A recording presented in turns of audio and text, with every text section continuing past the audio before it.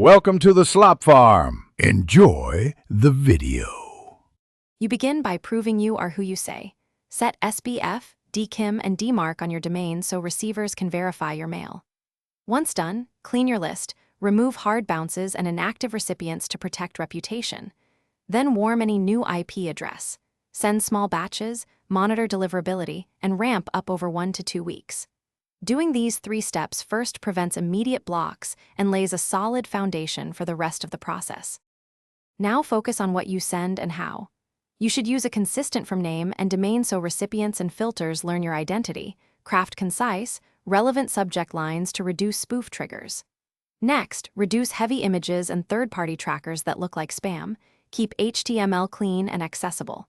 Finally, pace sends and watch metrics. Bounces, opens, and complaints. Pause campaigns if complaints spike. These habits shape sender reputation. You finish by continuously monitoring and responding.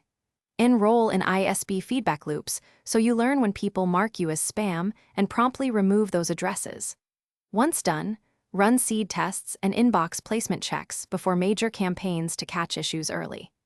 If mail still lands in spam, inspect sending logs, confirm DNS/authentication, and run a re-engagement campaign asking recipients to opt in again. This final triage resolves most problems and restores deliverability.